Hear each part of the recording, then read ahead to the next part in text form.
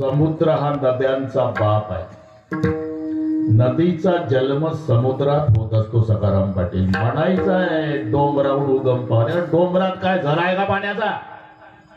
समुद्राच्या पाण्याची वाफ झाली, मेघात रूपांतर झालं अण्णा, आणि मग पाऊस पडला डोंगरावर आणि तिथून व्हायला लागली. माणसं म्हणतात डोंगरावरून. अरे जन्म समुद्रात आहे. समुद्र हा नद्यांचा बाप आहे.